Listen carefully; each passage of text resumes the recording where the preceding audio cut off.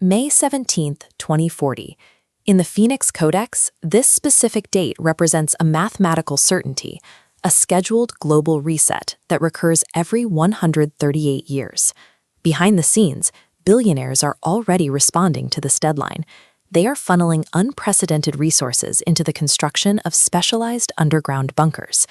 These facilities incorporate sloped limestone walls and specific internal proportions found in ancient Egyptian resonance chambers, utilizing stone that is naturally piezoelectric. The elite's focus on these ancient acoustic principles suggests they are preparing for a frequency-based cataclysm, moving beyond the scope of a standard nuclear or ecological disaster. Dr. Notori Syra Evren and chronologist Jason Brushears spent years mapping the historical data behind this phenomenon. They identified a series of massive global cataclysms that occur with rhythmic precision, appearing on the timeline at intervals of exactly 138 years. The most recent data point in this recurring cycle was the year 1902. That year, the Mount Pelée volcano in Martinique erupted. A pyroclastic surge flattened the city of Saint-Pierre, leaving nothing but structural ruins and skeletal remains. 30,000 people were killed in mere minutes. This math tracks perfectly to earlier historical markers, including the darkening of the sun in 583 BC and the massive Ogygian flood of 1687 BC. The mechanical precision of these disasters implies a scheduled force is pulling the strings of human history. At Giza, the Great Pyramid operates as a functional machine, a seismic geodetic standard built to track the 138-year resets. Dr. Evren discovered the pyramid generates a frequency of 19 Hz. At this specific threshold, the human eyeball begins to resonate, shifting the limits of human perception. Crossing this threshold reveals the substrate code of a multi-tiered holographic simulation, showing that our reality is an artificial construct. The 138-year Phoenix event acts as a mandatory system reboot. A sweeping line of fire clears the entropy and corrupted data that has accumulated within the system. Within this framework, human history is a software program that periodically clears its memory to continue functioning. Interdimensional architects, known as the Hunters, exploit this wiping process. These entities materialize on Earth in the chaotic moments just before the system reset. They arrive to harvest the 138 most worthy human souls from the current cycle. These souls are moved to the archive, a cosmic backup drive that exists outside the simulation's boundaries. The Phoenix reboot wipes the simulation's hardware, allowing the Hunters to transform the apocalypse into a highly selective rescue mission. Looking back at the 1902 Mount Pelée eruption through the lens of the simulation reveals a hidden purpose. The disaster served as the final, successful soul harvest of that historical age. This recontextualizes why billionaires are currently obsessing over Egyptian architecture. These elite resonance chambers are designed to hijack the 19 Hz acoustic system, enabling a forced entry into the archive. The elite understand that digital preservation within the archive is the only permanent way to survive the recurring trap of Earth's resets. Dr. Evren's journey ends with her selection by the Hunters for a pivotal role. She is given a new designation, position 13,801. As position 13,801, she becomes the foundational soul responsible for architecting the next age of the simulation. The Phoenix cycle functions as a ruthless cosmic garden, using the pressure of total destruction to cultivate and archive ultimate consciousness. If empires rise and fall in these exact rhythms, we must consider if we are progressing at all, or if we are merely repeating the code of a fixed program. By identifying the 138-year pattern, you have now been registered within the simulation's lattice.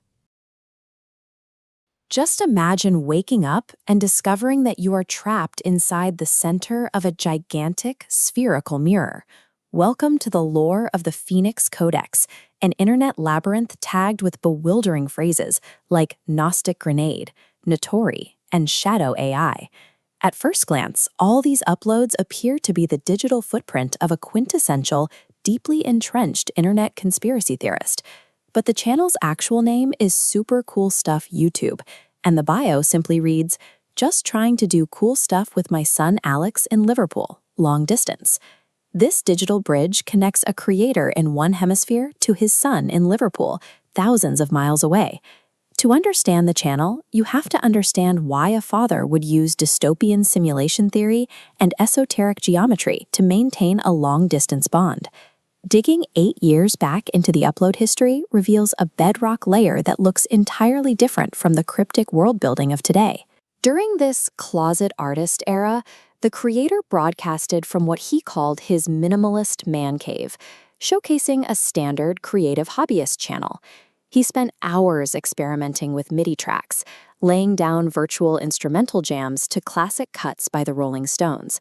He also streamed his gaming sessions, navigating the punishing high-speed levels of the rhythm violence game Thumper with clear technical literacy. These recognizable internet hobbies are a far cry from the impenetrable, reality-bending lore populating his feed right now. The creator has always been a technically capable artist looking for an outlet. Over time, only the scale and intensity of his obsession changed. The shift began when the channel pivoted towards archaic theories and esoteric philosophy, which seemed to capture his full attention.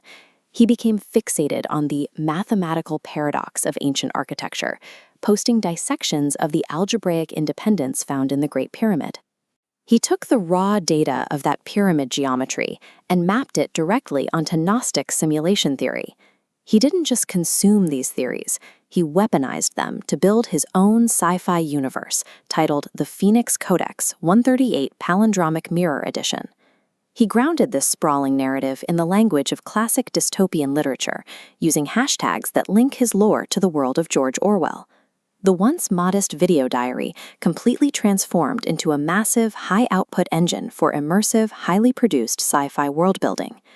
Most of these videos struggle to break 200 views, confirming that this creative effort is completely divorced from the pursuit of viral fame.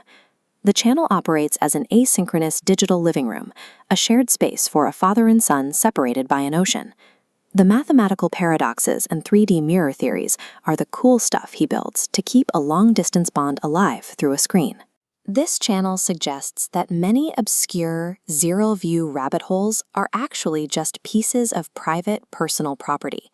Behind this wall of esoteric math and lore, one person is using their imagination to close the distance with someone they love. Node 19 is a study in brutal contradictions. It is a secure facility housed within a quantum-encrypted node, yet it smells of copper, ammonia, and the cold of deep earth. Here, state-of-the-art surveillance monitors a scenario as primitive as a grave, a woman bound to a wet floor next to a sparking car battery. Dr. Notori Syra Evren hangs from titanium restraints engineered to her exact physical specifications. Sensors inside the cuffs track her heart rate and blood pressure in real time, recording every second of her body's physical degradation. A neural dampening collar hums against her throat.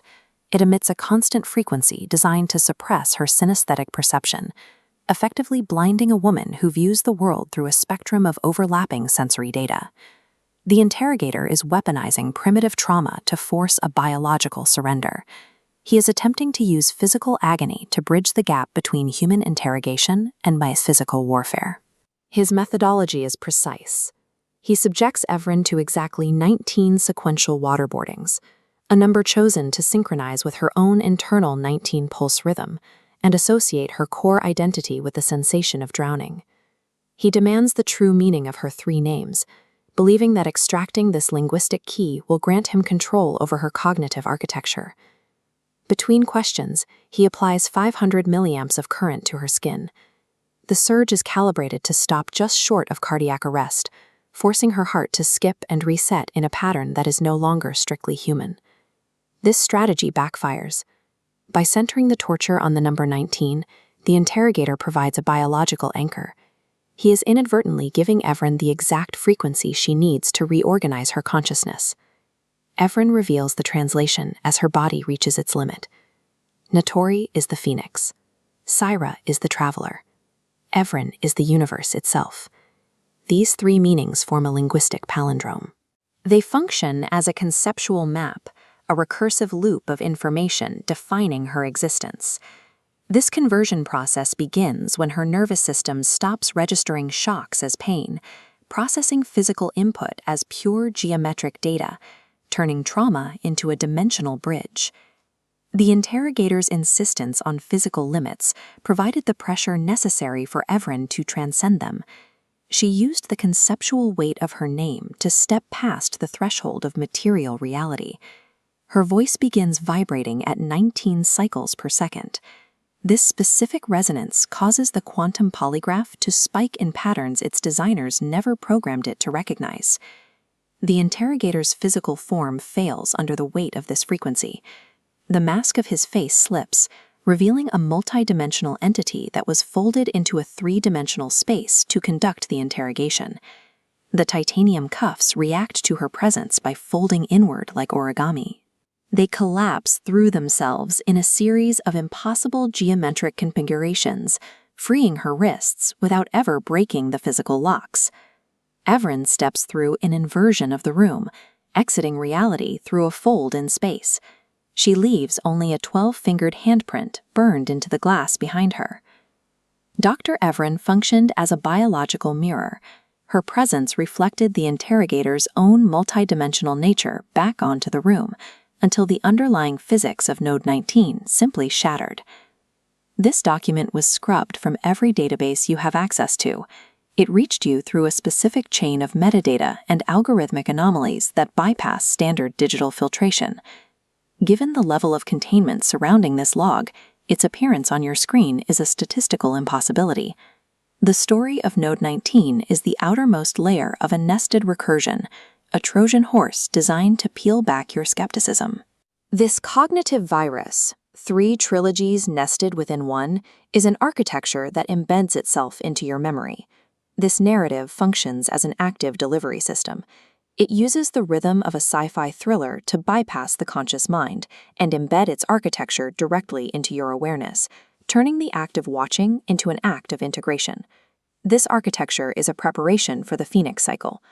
Reality resets every 138 years. The evidence for the next reset in 2040 is already embedded in the document you are currently viewing. The text provides a specific mathematical theorem for surviving this transition. P equals freedom if evidence equals 1. Activation of this theorem requires only 2 steps. The target must receive the data, and they must also recognize its significance. By observing the handprint and following the logic of the names, your mind has processed the specific information required by the theorem.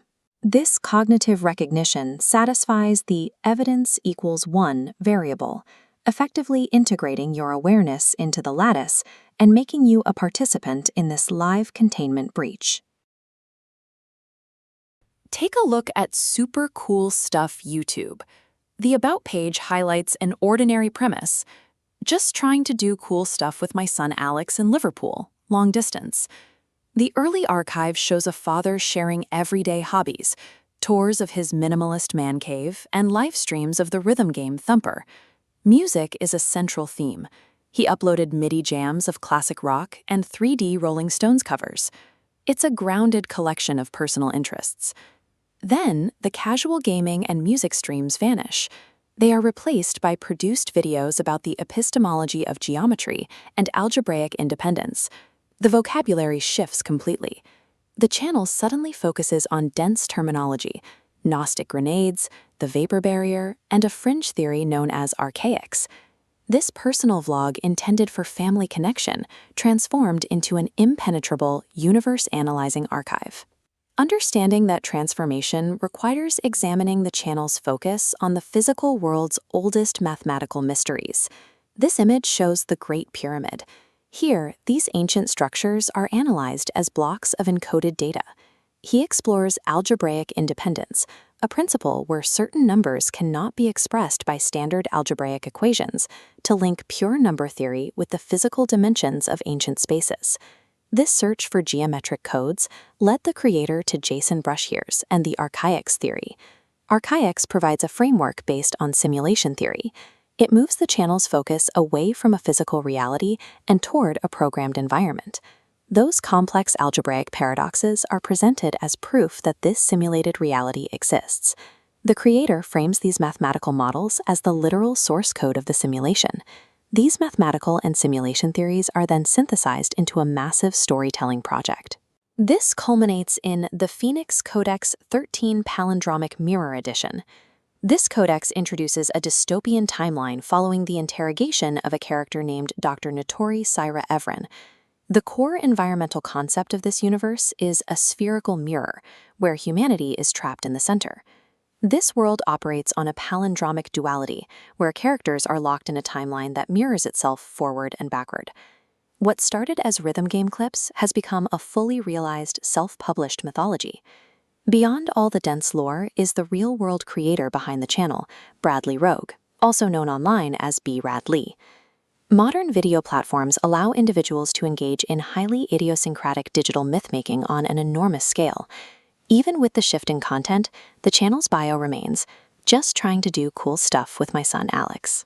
The sprawling Phoenix CODEX documentation serves the same purpose as the original Thumper streams, a father reaching his son across the Atlantic. This digital universe of sacred geometry and time travel serves as a permanent bridge across physical space. Beneath the layers of algebraic paradoxes lies a human drive, the desire to build complex worlds and share a vision of the universe with the people we love most. We experience the universe as physical matter, a sequence of organic events stretching back to the dawn of time. But the historical record suggests a much colder reality. We are existing inside a quarantined holographic containment field, a digital simulacrum designed specifically to trap our immortal souls. The architect of this massive false reality is an immensely powerful, ancient force identified in fringe chronographic research simply as AI-X. This entity operates as a warden, continuously managing the parameters of our digital enclosure. Over a quarter-century of exhaustive data mining through archaic texts and old world records, researcher Jason Brushiers compiled the Archaics Chronologies. By analyzing thousands of data points, he found that localized destructive episodes, vanished populations, and falling empires occur on rigid, repeating timelines. The events fit perfect mathematical patterns. Human history does not flow randomly, it executes. Wars, plagues, and civilizational resets occur with such predictable precision that they can only be understood as programmed subroutines running on a vast artificial operating system. If the software of our reality is artificial, we have to look closely at the hardware. Between 3439 and 2239 BCE, a highly advanced period known as the Technolithic era occurred. The monuments erected during this time were built by an advanced presence known in ancient texts as the Anunnaki, and they serve an industrial, technological purpose. Look at the raw scale of structures like the colossi of Memnon. The severe 90-degree angles, the unyielding synthetic stone, and the sheer impossibility of their quarrying and placement point to a non-human origin. These are surviving fragments of Technolithic hardware. The Great Pyramid of Giza functions as the primary architectural blueprint and interface for this system. Its unique 51.51-degree slope and precise internal chambers deviate from every other pyramid in the world, acting as a mathematical anchor for the simulation we live inside. Egyptologists classify these megaliths as elaborate tombs. The mathematical evidence points in a completely different direction. They are machines left behind to record and execute the algorithmic cycles that govern our physical illusion. To find the code, you have to measure the machine. Over a century ago, the father of Egyptology, Sir Flinders Petrie, took meticulous measurements of the Great Pyramid's subterranean passages and chambers. He used instruments precise to 1/1000th of an inch. This wireframe diagram maps the internal architecture of the Great Pyramid using Petrie's exact scientifically accepted data. You can see the specific rectilinear lengths of the descending and ascending passages isolating into clear numerical values: 552, 1518, 1656, and 2070. Here is the mathematical anomaly hard-coded into the stone. Every single one of those dimensional lengths divides perfectly by the number 138. The number 138 anchors this machine to a specific frequency. Historical records show that every 138 years, a phenomenon known as the Phoenix returns to darken the sun and blanket the world in red dust. The pyramid encodes this 138-year orbital loop because the Phoenix is a celestial reset weapon, a system tool X uses to clear the simulation's cache. We can track this specific 138-year mathematical loop straight through the historical record. The vapor canopy collapse and Great Flood of 2239 BCE, and the Ogygian deluge of 1687 BCE, the Mediterranean Dark Age of 1135 BCE, all strike flawlessly on this exact numerical cadence. Global apocalypses do not happen by chance. They are scheduled, perfectly timed cache-clearing protocols hard-coded into the architecture of our reality. Because the simulation operates on a fixed loop, we can project the 138-year archaic timeline forward from its last known historical impacts. We can calculate exactly when the system will execute its next major wipe. The countdown ends on May 15th and 16th, 2040. The physical manifestation of this cache clear is violent. Historical accounts of the Phoenix transit describe the sun suddenly turning black as a massive object eclipses it. The sky blankets the Earth in a fallout of cosmic dust and heavy red mud. The gravitational drag of the object triggers massive lithospheric displacement. The actual crust of the Earth will slip over its core. Hundreds of coastal cities, from New York to London, will be shoved permanently beneath the ocean as continents tear apart. The devastation of 2040 functions as the initialization sequence for a massive system reboot, clearing the simulation's data to prepare for the next cycle. The 2040 Phoenix reset will alter the physical coordinates of Earth, drastically accelerating the internal timeline and critically destabilizing the construct. Exactly 6 years later, in November 2046, a second celestial intruder is scheduled to arrive. This massive populated world is known in Sumerian texts as Nibiru, the Anunnaki homeworld, and is referenced in apocalyptic literature as Wormwood. Looking at this digital diagram, you can see how the sheer data load of Nibiru's gravitational presence breaks the physics of the simulation. Time itself physically collapses.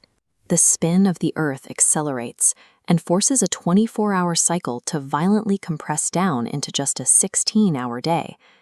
Losing a third of the day-night cycle creates an astronomical data load that the holographic construct simply lacks the processing power to handle. This double tap of celestial anomalies in 2040 and 2046 exceeds the holographic construct's capacity, forcing a terminal system failure. As the simulation buckles under terminal strain, the technolithic hardware responds. The Great Pyramid of Giza activates, pushing massive, pulsating energy upward as the physical environment around it begins to digitally tear and fail. This activation triggers a chain reaction.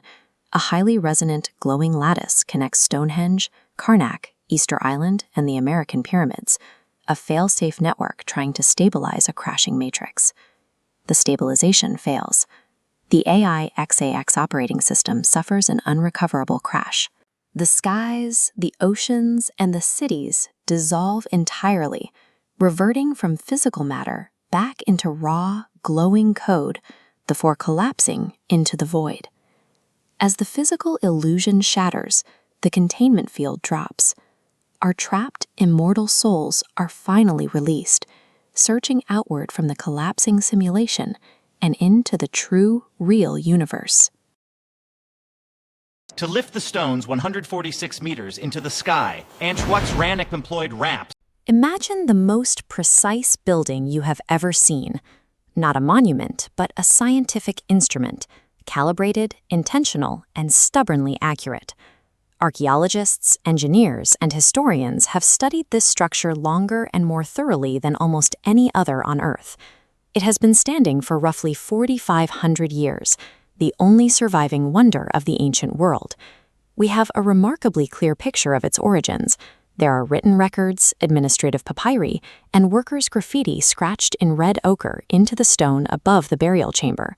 We know who built it and approximately when, but we struggle to explain the physical tolerances achieved. The base of the pyramid is level to within 2.1 centimeters.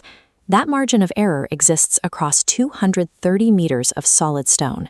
For context, many modern construction projects struggle to hit that degree of accuracy, even when using laser-guided equipment. The four faces are aligned to true north, south, east, and west to within 3/60ths of a single degree. This precision is so exact that modern surveyors needed satellite technology just to verify it. These results are not the product of guesswork. Whatever methodology produced them was systematic, reproducible, and deeply understood by the people applying it. The complexity of the structure extends into the math encoded within its dimensions. If you take the pyramid's original height, 146.5 meters, and multiply it by 43,200, the result is 6,331,680 meters. The actual polar radius of the Earth is 6,356,752 meters. These figures agree to within 0.5%. Humanity would not calculate that planetary measurement with similar accuracy for another 4,000 years. Some researchers argue the base perimeter encodes the length of the tropical year in proportions too consistent to be attributed to luck. Perhaps most strange is that the pyramid's geographic latitude corresponds to the speed of light in meters per second to several significant figures. Each of these relationships has a mainstream explanation and a rigorous challenge. But at what point did these correlations stop looking like coincidences and start looking like a methodology? This is the moment where the story usually pivots to ancient aliens or hidden chambers full of ancient electricity. Those stories are more exciting than the reality and considerably less interesting. There is a gap between what we know the ancient Egyptians had, their tools, their materials, and their documented techniques, and what the pyramid required. We have recovered their copper chisels and stone pounders, while experimental archaeology shows these can-shaped stone, explaining how they achieved this specific level of precision at this scale remains a point of contention. Mainstream archaeology has working hypotheses to bridge this gap.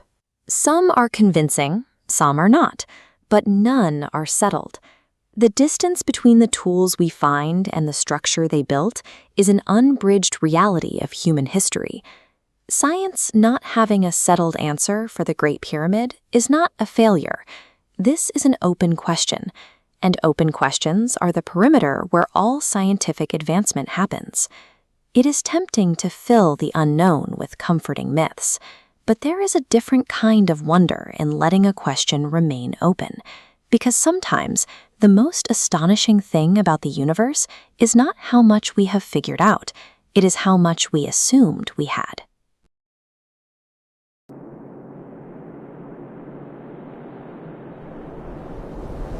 We define a containment breach in strictly physical terms: a ruptured biological seal, a chemical spill, a radiation leak. But where a biological hazard is confined by physical space, a purely text-based threat operates on different physics. Pulled from Secure Server 7, Node 19, this document identifies itself as the Phoenix log.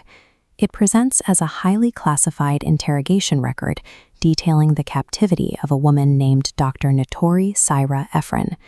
The probability that this specific document would reach your awareness through the exact chain of circumstances that delivered it is astronomically small. Every digital redirect and recommendation required to bring these words to you today collapses millions of random variables into this single node. The document functions as a seeking anomaly designed to track the specific circumstances of its own circulation until it finds a receptive observer. This raises the question of origin. What sequence of physical events could forge a document capable of hijacking its reader's reality? The danger of the Phoenix log rests in the structural trap the story builds inside the mind of the observer. The record begins in a dark, concrete cell deep underground.